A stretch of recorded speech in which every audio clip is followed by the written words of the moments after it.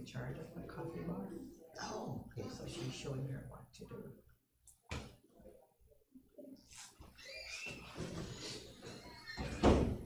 That was my, I had the home call me while we were in the car. Oh, okay. I didn't even know you were on the phone until I'm like, oh, who's she talking to? And I turned around.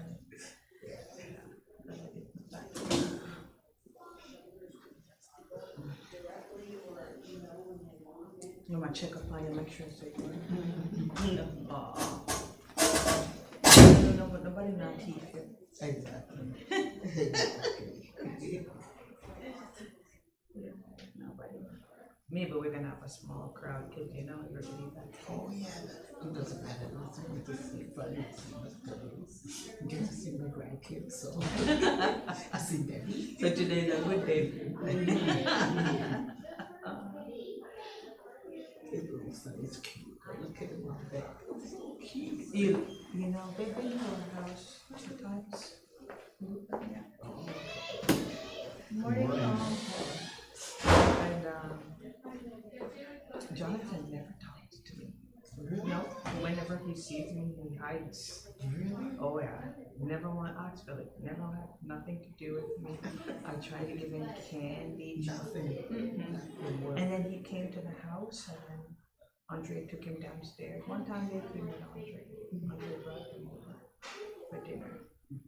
And Andre took him downstairs and they played with the toys and he never spoke to me. Still never spoke to you, oh my goodness. Now that he's bigger, He's talking. oh, I said, hi Jonathan, and everything is good.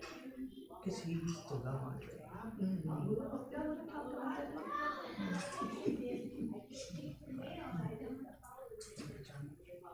And they sit down and they listen. You'll see, yeah, they. Kindness of she's. I would have known you guys were here today.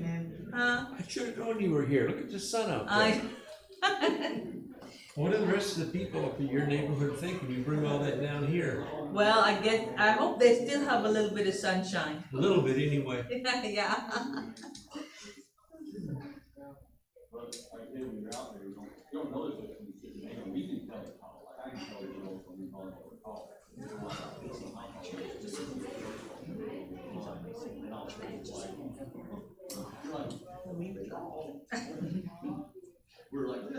We could, but I won't be able to work. Right. And we got bills to pay. I have to feel like that when I get back on the train.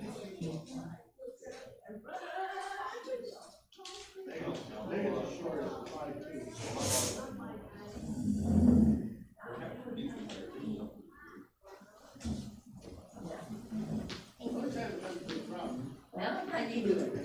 Still, Oh, it is? still not coming in, still circling. Sounds like a Teresa thing.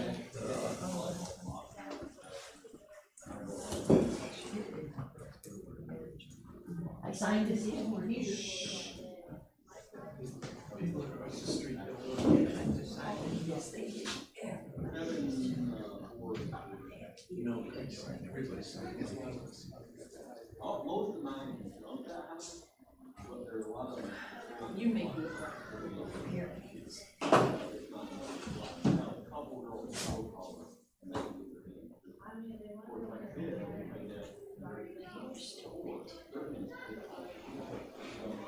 So, we talked to, we're actually getting down, we called some girls last night, and laughed. Yes, they got to sign here.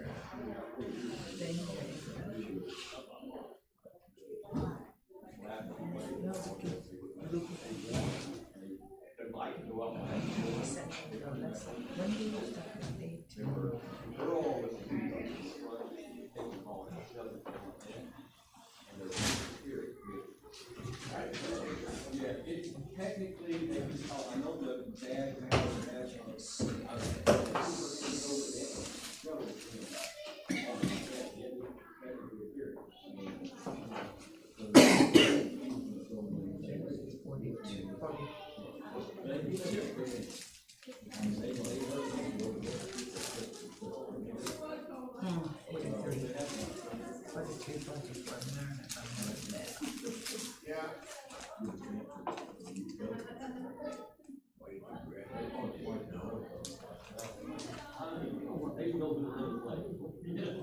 That's one thing I admire a lot about college athletics.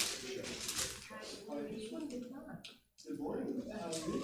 That's good to see.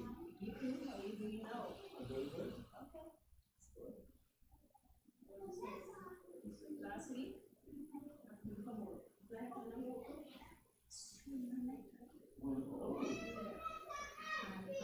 You're Jonathan. You're the little boy, so it is Jonathan. Oh, that's his son.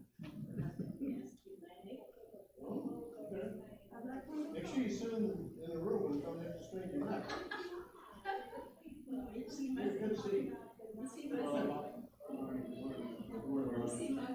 Not with me today? Yeah, she getting coffee. That's true. That happens everywhere.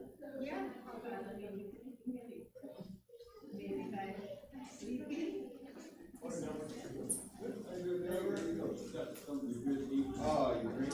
Glad to see you. Your home group? Karen. Yes. Happy birthday to Monday. Oh. Thank you.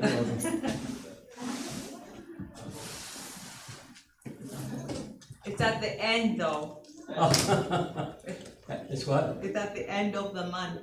Well, I thought I read it, Yeah, Bill. the 29th. Yeah, we said September. September, I was thinking I had, August calendar yet. I'm sorry. But I will take it anyway.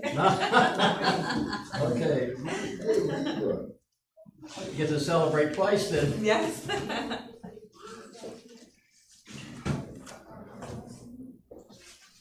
It's actually Vicky Blake's birthday tomorrow. Is it? Yeah, Who? Vicky? yeah. No. Uh-oh. Her husband is saying no. June. June 30th. I got June, I don't have, I gotta find the right one here. I gotta get updated. But then again, she probably wouldn't mind if you guys, I got July. Yeah, the commentary is true for today. Hmm? The commentary that I was talking about, it's true for today. Okay. Yeah. Actually, I'm using your article today too, that you gave me from Wayne Okay. Jackson. Yeah, That's a good article. it is.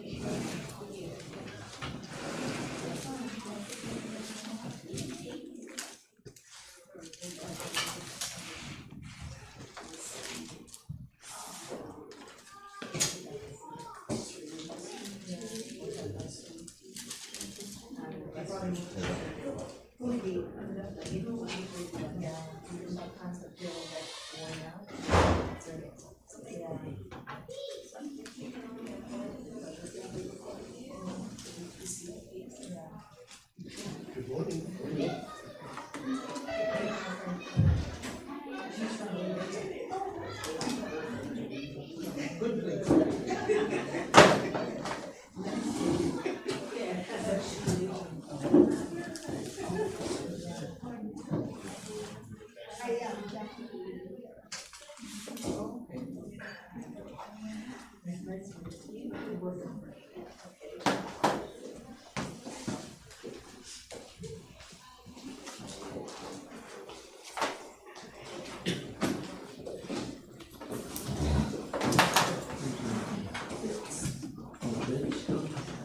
What did I say first?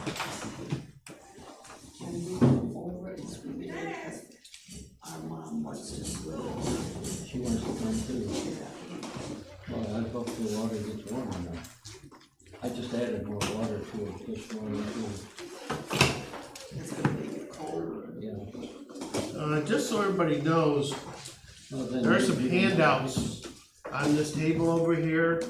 One of them, the two of them are already handouts I've given you a couple weeks ago about why does God allow bad things to happen to good people. I'm gonna repeat this when we get more towards time to start. If you already have that one, you don't need to pick up another one, but there's two other papers in the front by Wayne Jackson on the value of human suffering, because we're gonna still talk about that a little bit today. So if you wanna grab one of the, there's two pages to that article.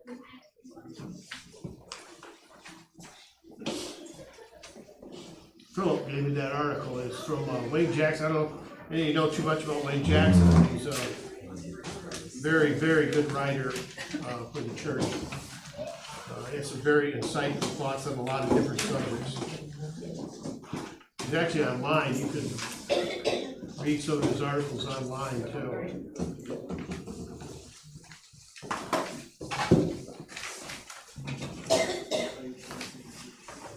Did you get yours? But like I said, if you already have, there's two articles up there you might already have. But if you weren't here those weeks and didn't get those articles about why does God allow bad things to happen to good people, and there was one about atheism too. If you haven't gotten those, feel free to grab one of those too. I'd give you a total of 4 papers if you haven't gotten any of them yet. Good morning.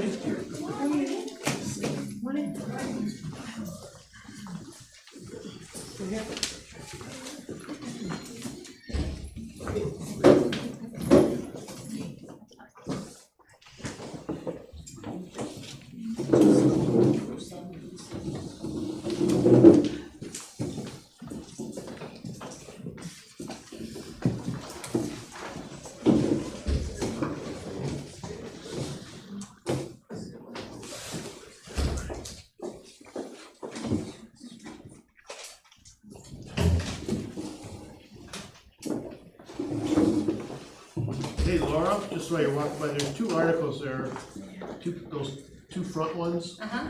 Up towards, the other one you might already have, about why it's bad things happen to good people. If you didn't get that, it was a couple weeks ago I handed that out. Yeah. They're about atheism, so if you haven't got those, feel free to grab those. Thank you. You're welcome. Deb, there's an article by, there's 2 pages by Wayne Jackson, and some of the values of suffering. The other articles you might already have. Happy birthday to you. I say you.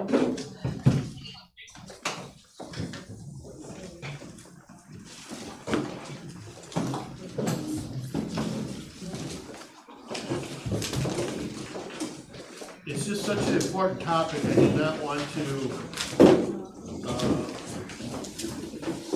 be too light on the topic, because so many people have questions about the topic and the importance of it. You guys, there's an article behind you, there's 2 pages by Wayne Jackson. I don't think either one of you have those, so if there's enough. The other ones you might already have, it's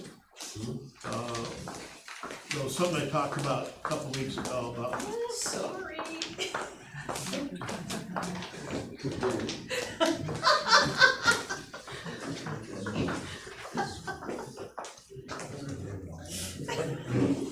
It's the wrong seat, wrong seat. You're in the wrong spot, lady. I'm flexible. I am You flexible. I need can to sit go anywhere. one over.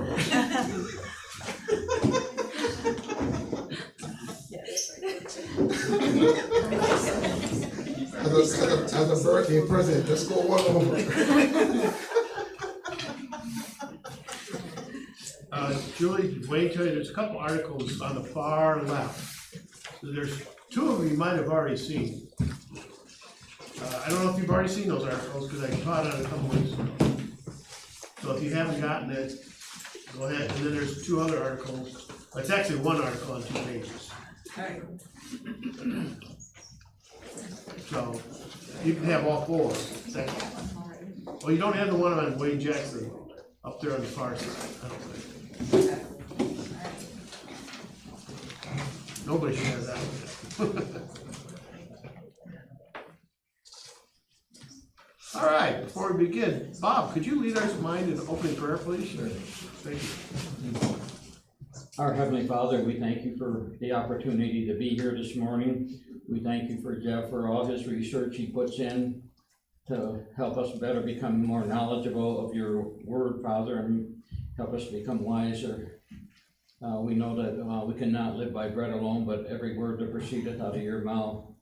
We thank you for life itself, for your world that you had made for us, for each other. We thank you just for life itself.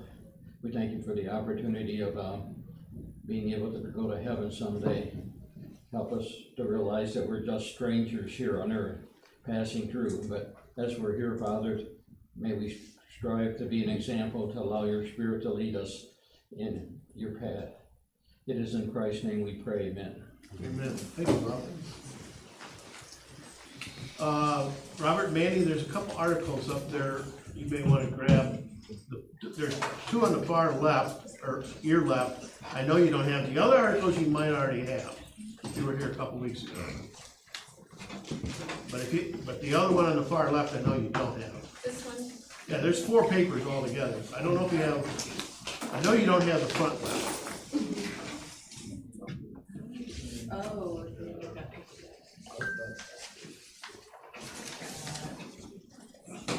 Some of you already have the one article from a couple weeks ago. All right, we are in Genesis, and we were leaving off in chapter 44. Kind of a dramatic, there's actually 2 extremely dramatic points that we were talking about in chapter 44. Without going through too much review,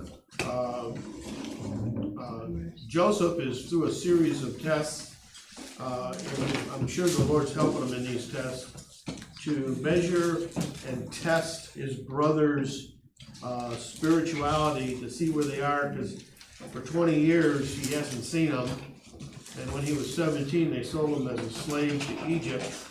Now he sees them again and he's trying to test them because he's the leader of Egypt, and they don't know that, and he's testing their basically their personalities or their spirituality.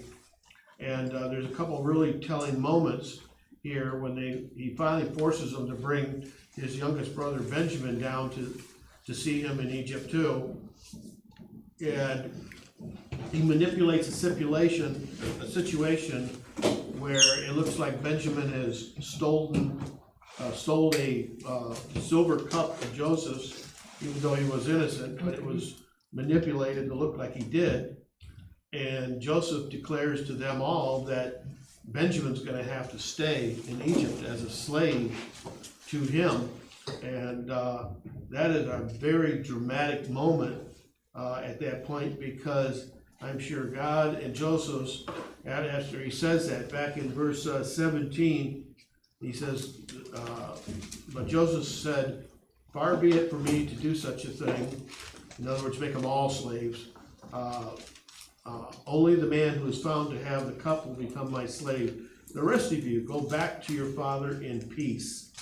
And oh boy, back to the father in peace without Benjamin is an extremely impossible scenario. They're probably literally freaking out at this point and saying, oh, if we go back out without Benjamin, I mean, it's going to destroy their family. They know how bad it was when Joseph came up missing. And I'm sure Joseph and God were just sitting back waiting to see their reaction. Are they going to say, are they going to fight it? Or are they just say, oh, okay, well, tough luck for him. We're going to all head back home. And that's what they would have done with Joseph, correct? They wouldn't have cared. They wouldn't have cared that Joseph was left in slavery.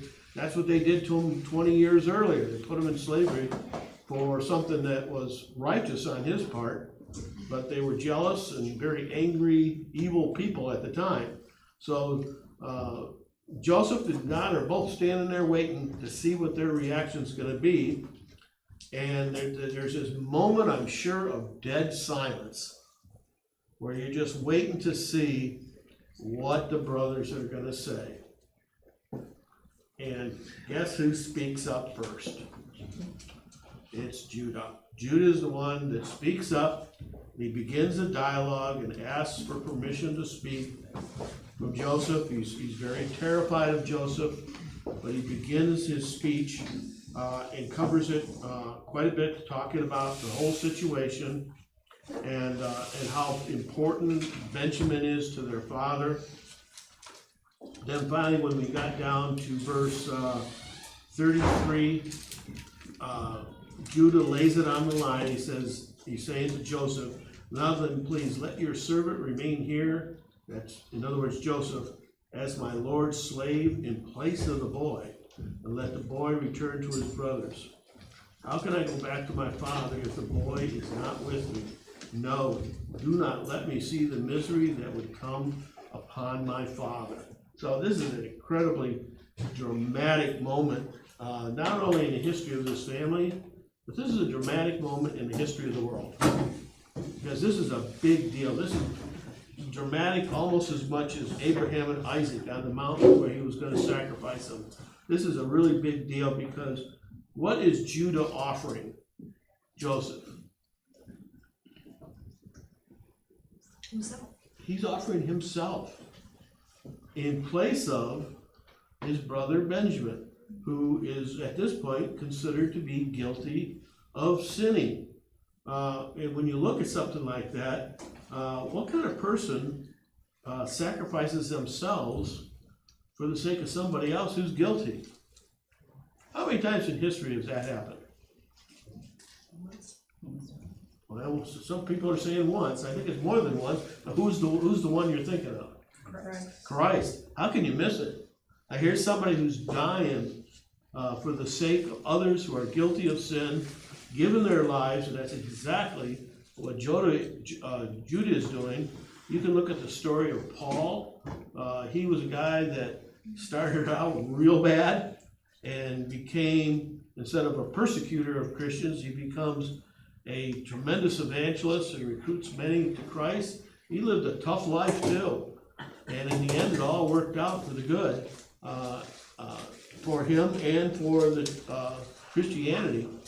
You can look at the story of Jonah, whose story started out real bad in the beginning and ends up converting a city of 120,000 people. It's probably the greatest evangelistic event in the history of the world, and he didn't even want to go do it. And he was complaining even after it was done, and it's because he hated the Ninevites so much. That was the nation of the Assyrians, and they had brutally oppressed Israel for years. And but this group of people decided to repent, and God relented from destroying them. So it started out real bad and ended up real good. And that's part of what we're going to talk about. That's why these papers are given out too. There's a lot of things in life that we just can't explain, and we don't know why things are happening. And you can even see it in the book of Psalms. Many of the psalmists will say, why? Why, Lord, is this that? Why is this that happening? So there's a lot of places where you can see where human beings ask that question. So after Judah shows this incredible love, and we talked about the fact that it's clearly a case of agape love, self-sacrificing love for the good of someone else other than for yourself. And you can see here too that at this point, this is the kind of like the crowning moment here.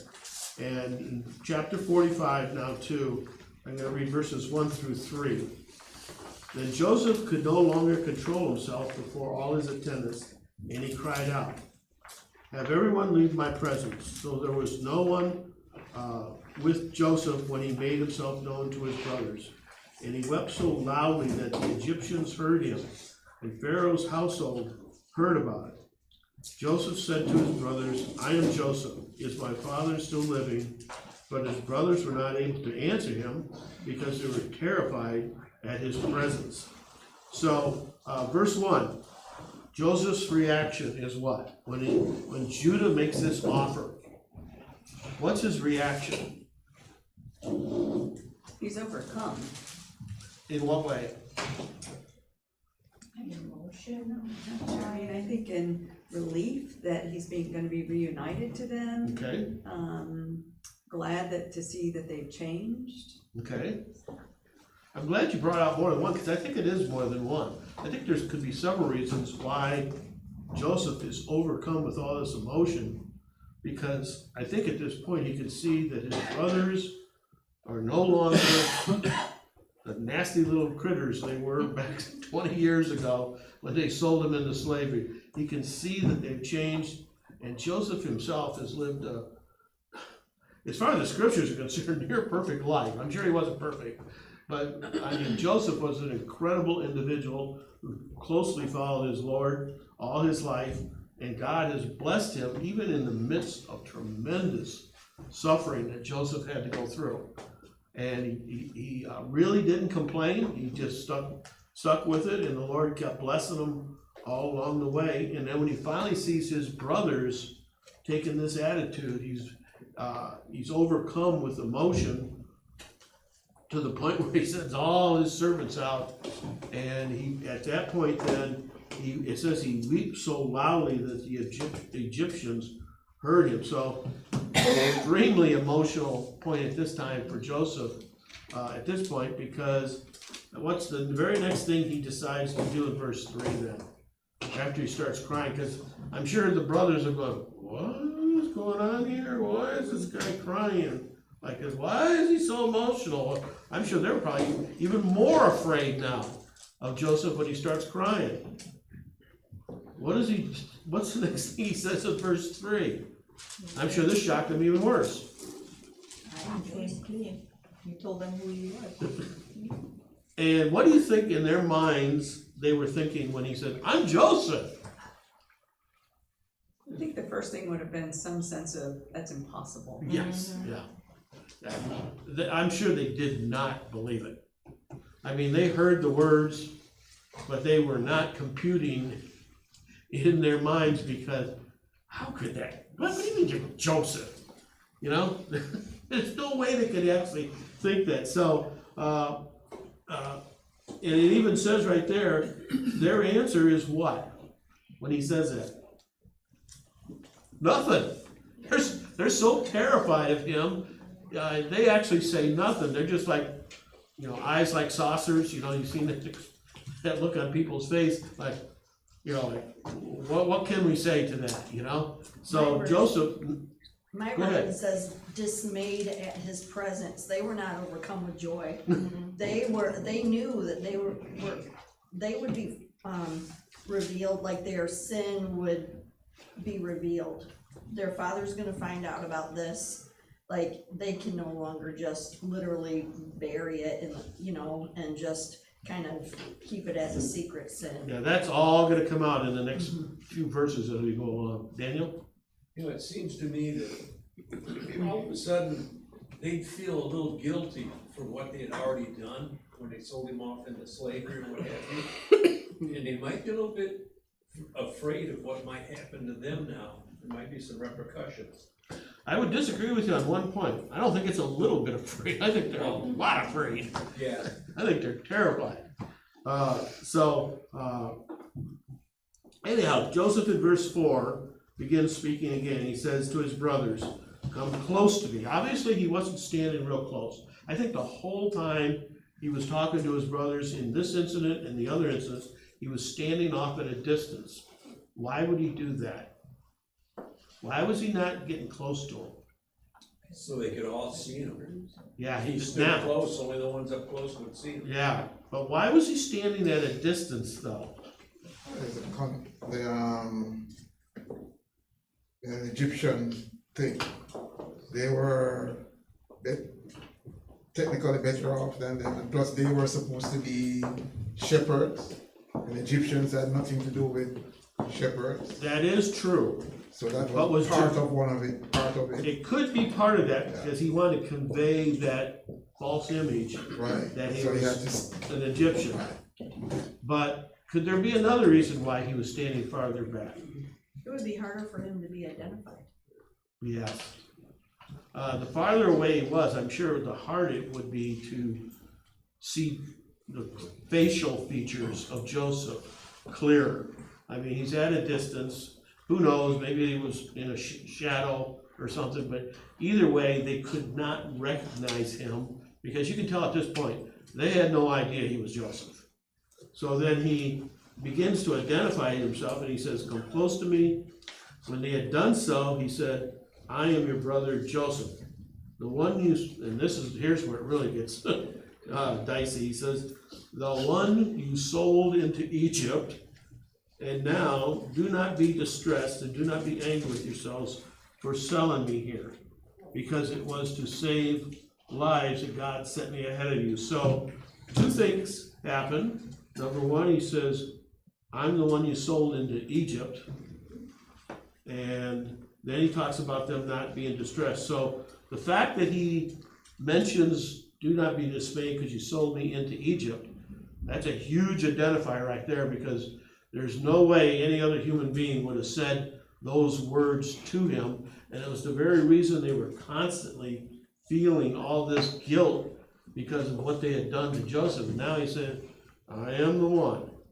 And nobody else in the entire world would have known that fact. Only the brothers knew that. Even their own dad didn't know that information. So that clearly opens their eyes a little wider to see the situation as it is. I'm just saying, you can see that Joseph has forgiven them for whatever they did to him when he said that. He made that statement. Yeah. And you're right. If I was in Joseph's shoes, I don't think I could have done it. Yeah. I'd have been convicted. Yeah. Interesting what he says at the end of verse 5 too, because he says, "For God sent me before you to preserve life." I mean, you think your first instinct would be to say, "God's with me," or "God's protecting me," or "God's me. It's about me." And he didn't say that. He said, No. he says, "I'm just part of the plan." He still had, I mean, even in this emotional point of his life, probably the most emotional point of his whole life, maybe, he still understood he was just part of God's plan. This shows you the deep spirituality of Joseph by him making these statements. This is stuff that is otherworldly knowledge. Human beings don't pick up stuff like this. This information has to come from God himself.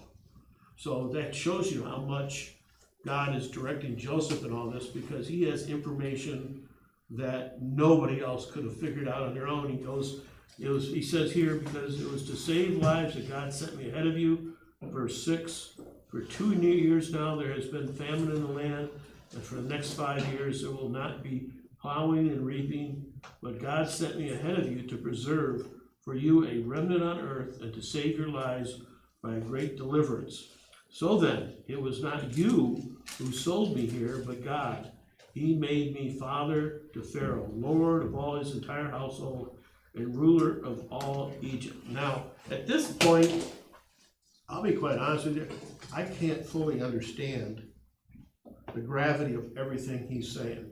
And I think part of the reason why it's difficult for human beings to fully understand what Joseph is saying is because the author, the true author of this, the true manipulator of humankind, is a timeless being.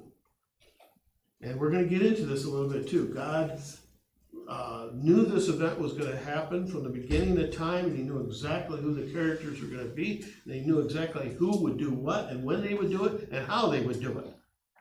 But we as human beings, we're uncomfortable with that kind of information, and nor can we grasp it very well.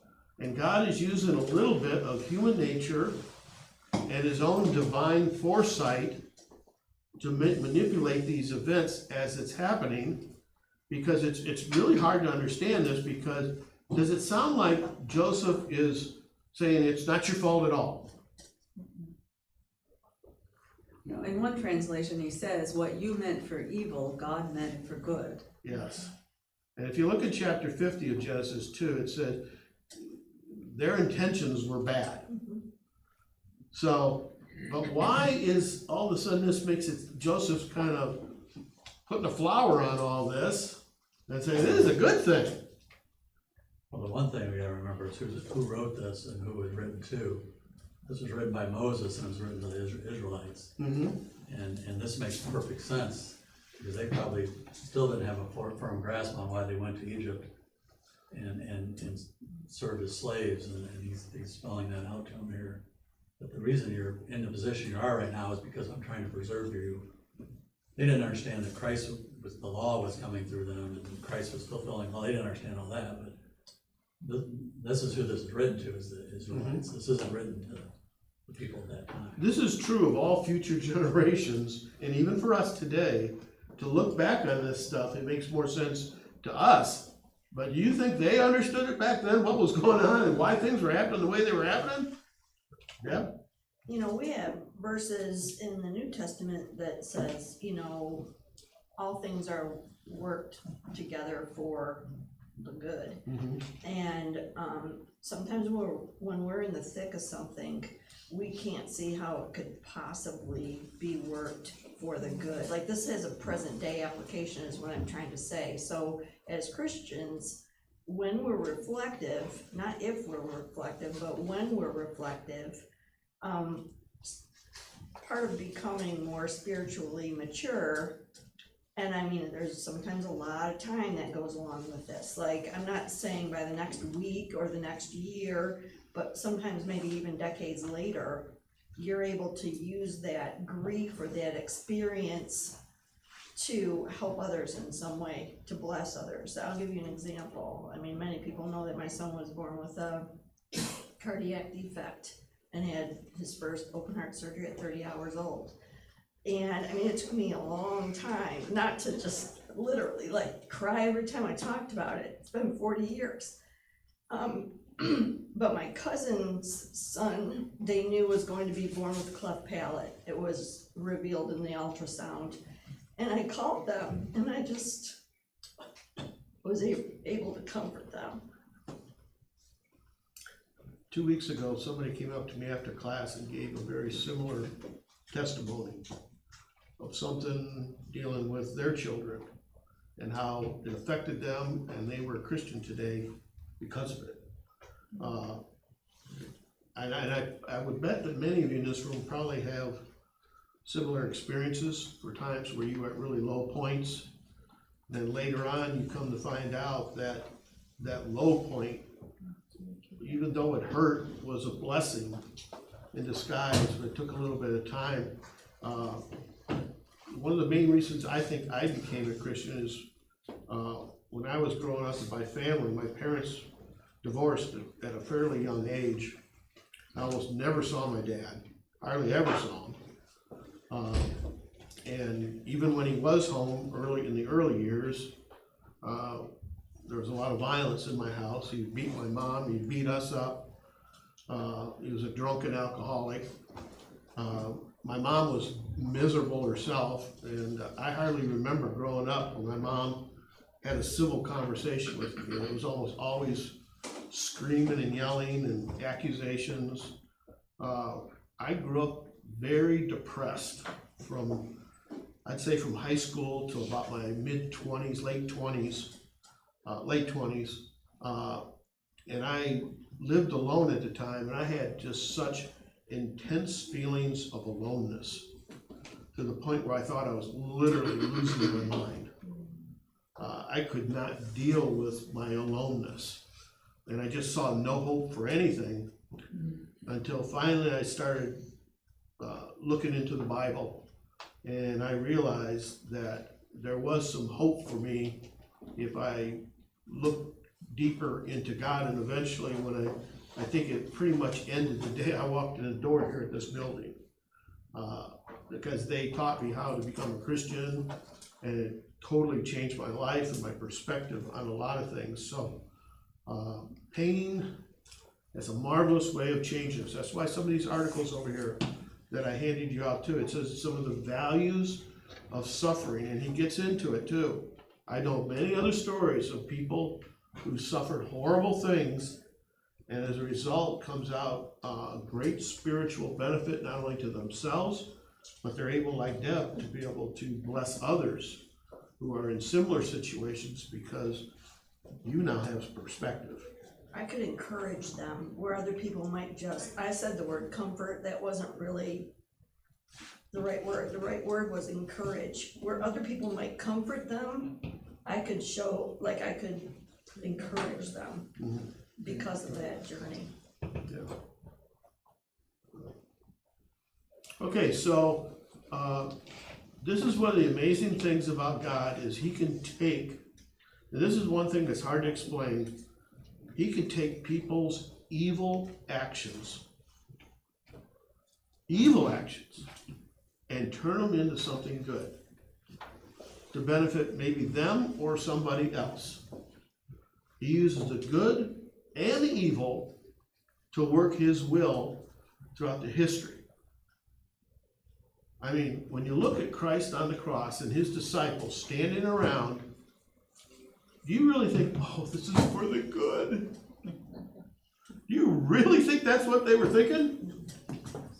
Absolutely not. I mean, if you look at Paul, we were watching a video the other day of Paul's journeys, and without the Roman Empire being set up, I'm not sure Paul would have been able to spread the gospel as easy as he did. Yeah, that's true. I mean, so God used probably the most evil empire ever, or one of the most, to actually create the spread of the gospel. Because he created, they were able to reach the whole world. Yeah. The world at that time. Roman roads, the Greek language. Yeah. It was all. There's just a lot of different things that God used to benefit humankind. So this whole thing here, where he's talking about what God has done for his family, and not just his family, because this famine is affecting the whole world at this time, but these events through the famine is in many respects changing the whole world.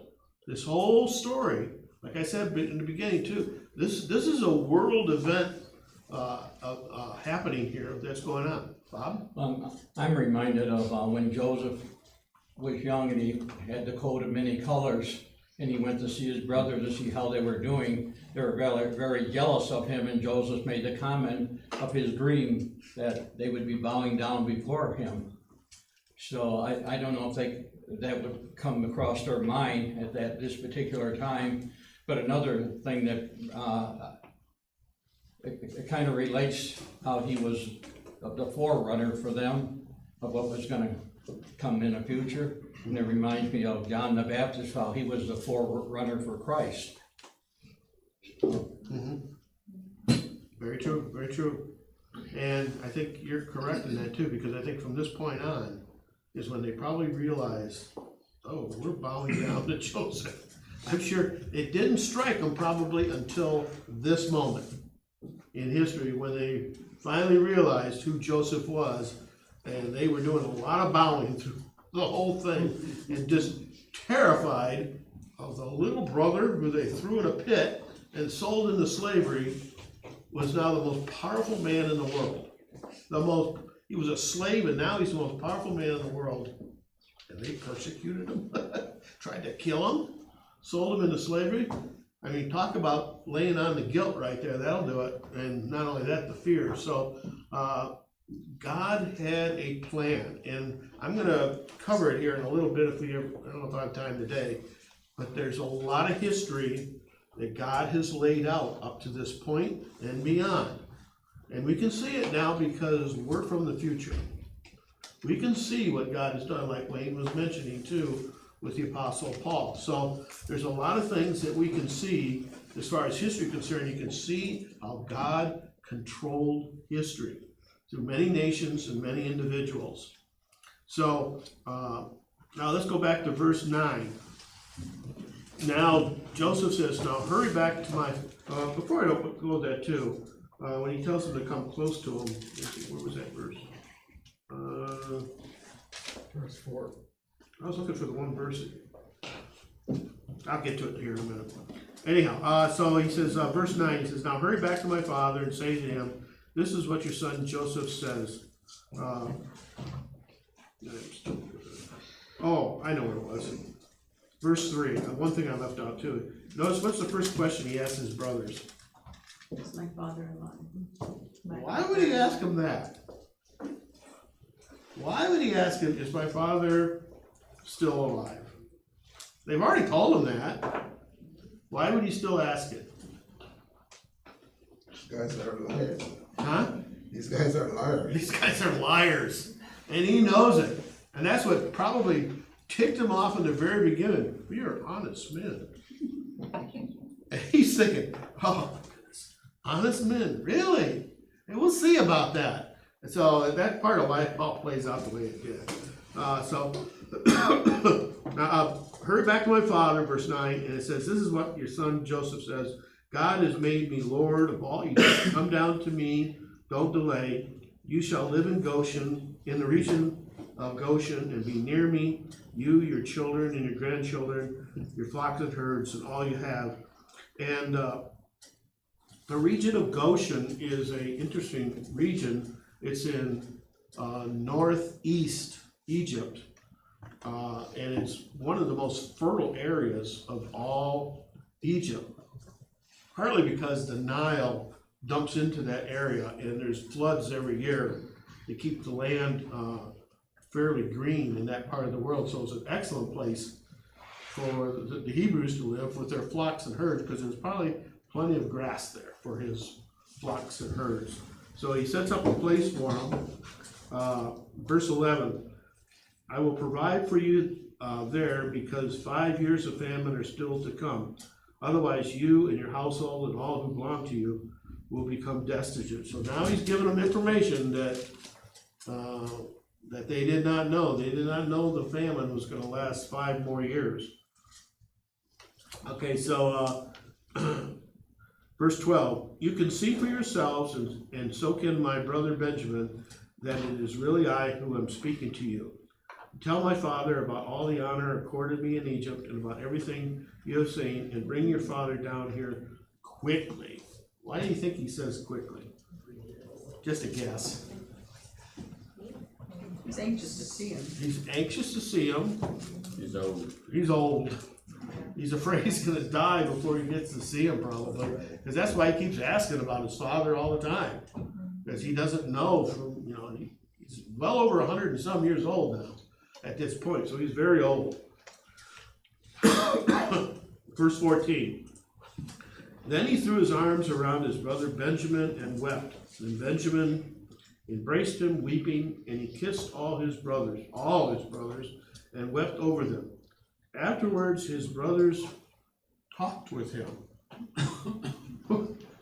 Well, just a guess. What do you think the first question is they asked Joseph? This is just my. What do you think? What would be your first question? How'd you get here? What happened? How in the world did you get to be prime minister of Egypt? I mean, you were a slave. You were dead. You were dead. I mean, it's just they're trying to unravel literally a miracle in front of them, standing there. How did you do this? So I'm sure he gave them a lot of information that they probably found hard to believe. Well, verse 16. When the news reached Pharaoh's palace that Joseph's brothers had come, Pharaoh and all his officials were pleased. Now, we know in the future, the Pharaoh's going to be real pleased with the Israelites. No, because Exodus starts with, now there's a new Pharaoh who doesn't remember Joseph. Yeah. So we'll get into that a little bit later on too. So right now, this Pharaoh really likes Joseph. I suspect this Pharaoh, when he first meets Joseph, was probably very young. And Joseph, notice it says he was like the father to the Pharaoh and his family. I think Joseph was, he was in his 30s, and I think he may have been like a teenager or something. That was the Pharaoh, and he really liked Joseph because he could trust him. He knew he was out for his own good and wouldn't take advantage of him. And he made him a lot of money. He made him a lot of money. I mean, they're the only ones with food. Everybody's buying land. Yeah. They just became extremely wealthy because of Joseph's wisdom. So. Absolutely, yeah. I like it too. Yeah, they were the most powerful nation on earth at the time, and this keeps them up on the top right there now too. So he brought tremendous benefit to Pharaoh and his nation. Verse 17, Pharaoh said to Joseph, tell your brothers, do this, load your animals and return to the land of Canaan and bring your father and your families back to me. I'll give you the best of the land of Egypt and you can enjoy the fat of the land. You are directed to tell them, do this, take some carts from Egypt and for your children and your wives and get your father and come. Never mind about your belongings because the best of all Egypt will be yours. So Pharaoh goes right along with what Joseph has already told him basically and agrees with it 100%, and there was probably some communication there. Verse 21, so the sons of Israel did this. Joseph gave them carts as Pharaoh had commanded, and he also gave them provisions for their journey. To each of them he gave new clothing, but to Benjamin he gave 300 shekels of silver and 5 sets of clothes. Why does he do that? His favorite. Favoritism, it's his brother. It's his brother. It's his blood brother from same mother, same father. And this whole situation where there's favorites within this family was an ongoing situation throughout all their lives. But like I said, from the very beginning, Jacob did not treat any of his kids bad, nor even his other wives bad. There's no record that he treated anybody bad. I think he loved them all, but he loved certain ones more than others. And that's a fact. You know, the other thing that's interesting, by making them slaves, he kept the bloodline pure. I think there was such a divide between the Egyptians and the Israelites. Don't ruin my, Okay. get into my notes now. Sorry.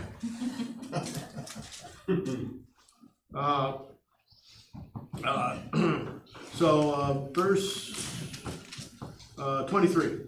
And this is what he sent to his father, 10 donkeys loaded with the best things of Egypt, and 10 female donkeys loaded with grain and bread, and other provisions for his journey. Then he sent his brothers away, and as they were leaving, he said to them, don't quarrel on the way. I guess we don't need any more commentary. I mean, this is all these guys ever did their entire lives, fighting and arguing. And what do you think they might, just out of curiosity, what do you think they might be fighting about on the way home if they were to fight? How are they gonna tell Jacob? That's one of them. Who's gonna tell Dad? Who's gonna tell Dad? Yeah. And then they'll say, what's the next one? It's your fault. You were the one, Judah, you're the one. And I don't think Simeon and Levi had a whole lot of stuff to say too, because they were the most violent of all the brothers. And they were probably the ones that wanted to kill him in the first place. So I'm sure they were just pointing fingers left and right, wanting to blame each other. Joseph knew how they were. And he says, do not fight on the way home. So whether they did or not, doesn't tell us. But I think it didn't hurt to say that because maybe it did make them realize and maybe give them a chance to, instead of fighting about it, maybe get a godly perspective on this thing too. Because they're having to deal with their guilt and the shame that they feel for what they've done. So they went up out of Egypt, verse 25, and came to their father Jacob in the land of Canaan, and they told him, Joseph is still alive. In fact, he is ruler of all Egypt. Jacob was stunned. He did not believe them, but then he told them everything Joseph had said to them, and he saw the carts Joseph had sent to carry him back, and the spirit of their father Jacob revived. And Israel said, I am convinced my son Joseph is still alive. I will go and see him before I die. And I find it interesting too that there's not a word here in this paragraph of, I see one person smiling. What didn't they say that's not in this paragraph? Now, whether they said it or not, we don't know for sure, but what isn't in the paragraph? Well, they told him what Joseph said, but it doesn't tell us that they told him what they did. Yeah. And at some point, it has to come out. Because how do they explain how Joseph went from here over to Egypt? You know, they're not stupid. I mean, Jacob's gonna ask Joseph if they don't tell him. How in the world did you get to be prime minister? I mean, they're gonna ask the same question. It was kind of a bad news, good news.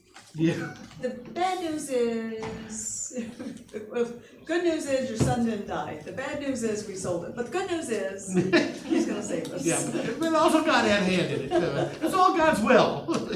That's how I would have led with it.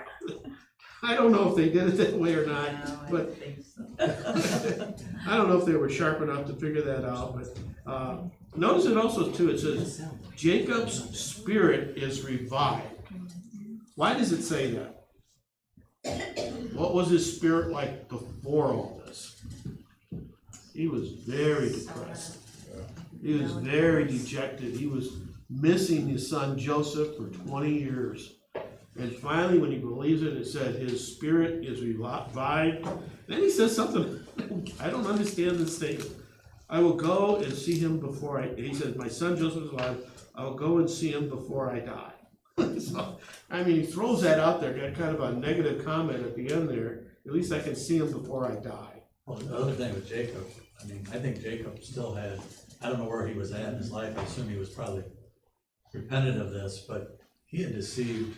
He's the one who started all this deception at the beginning with his father.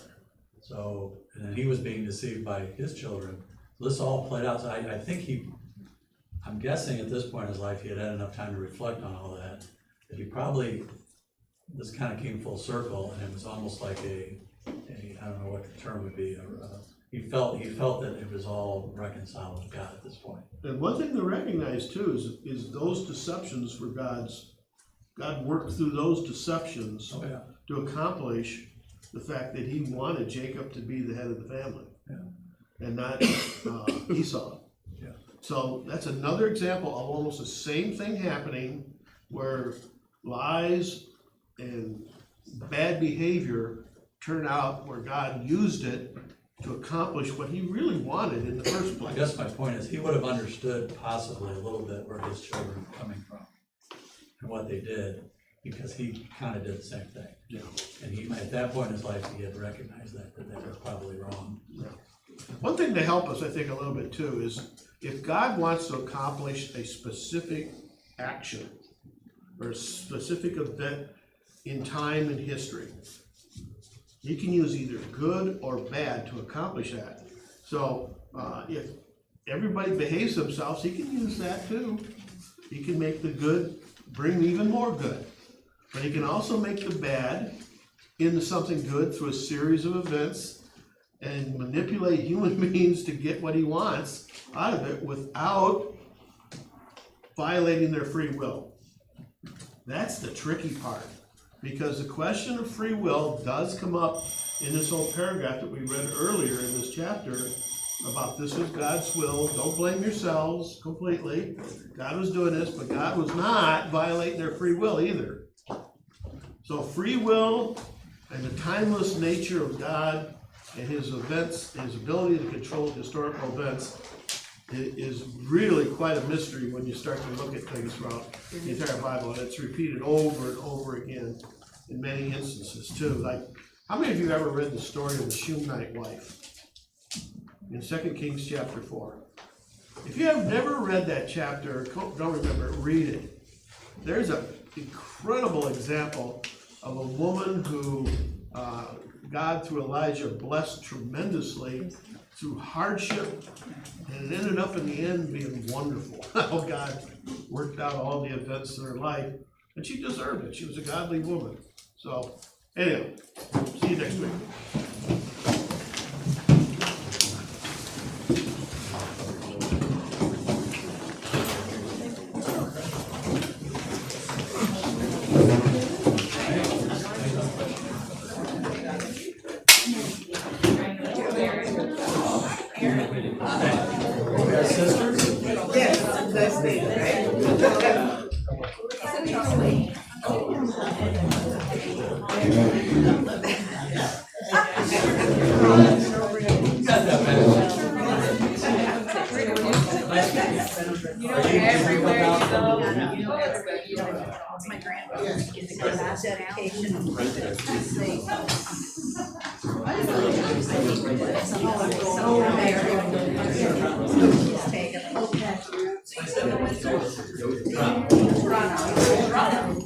Okay. Okay, yeah, so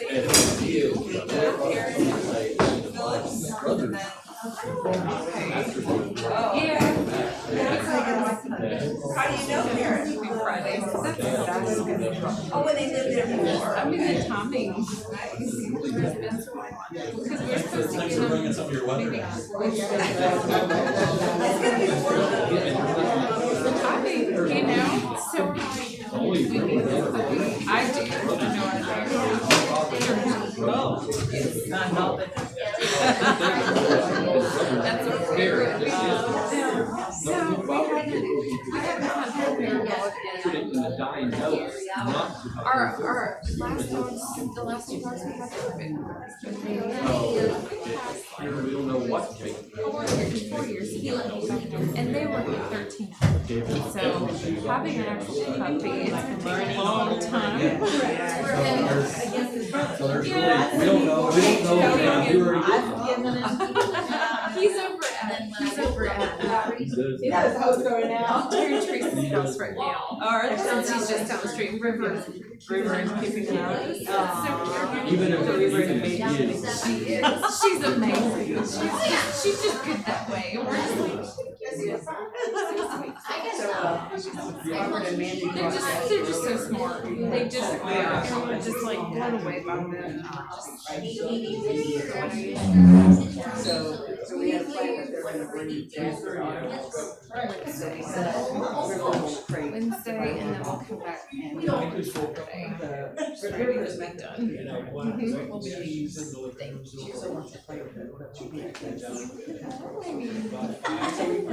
We put Jasper. Good. I'm just sitting there kind of. It is a lot. I know. Trying. Jasper's in spring, laying, River's laying here looking at Jasper. Camera. I know, Terry's the one. All right. We can watch him in the living room. Yeah, we'll just watch him. We'll all sit there looking, we're looking at Terry's camera. It's just because that is very entertaining. How you doing today? But the mama in River Yeah. is like, oh, it's a baby, you know, the mama in the. It's Sunday. You're doing great. Hey, ever come home about Sunday? The Lord has always been on Sunday.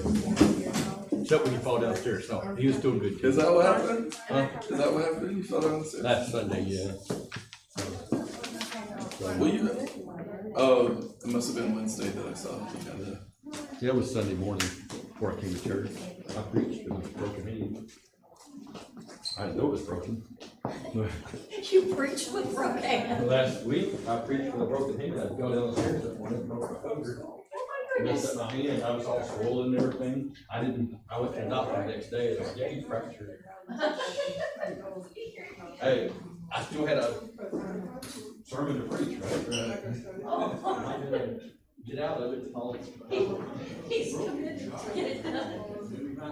That right there about that problem.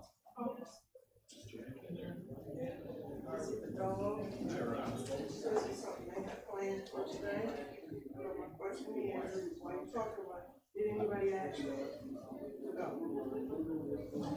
You're trying to invite yourself to go. That's what you're heading around so I can tell.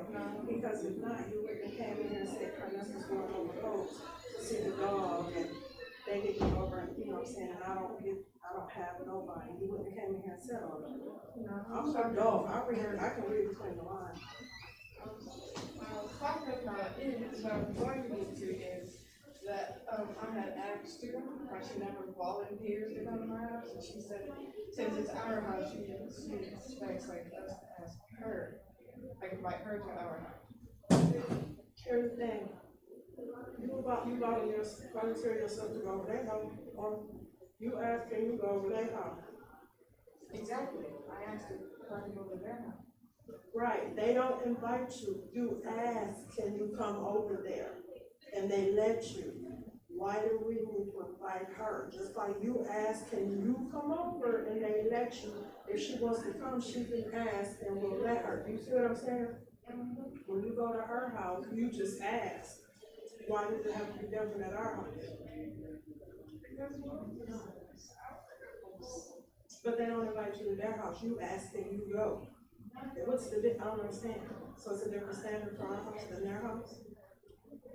At our house, it's gotta be an invitation, but at their house, you have to ask.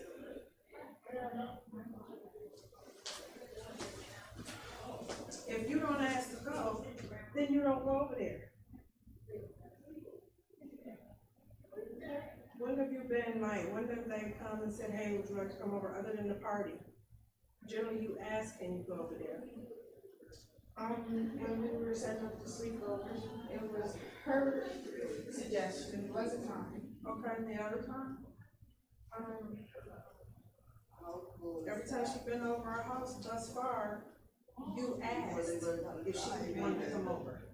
Y'all forget about that? There's never been a time that she asked. Every time she's been over our house multiple times, and all those times you asked her to come. So what are you talking about? You realize that every time she's been over, you asked. I don't understand.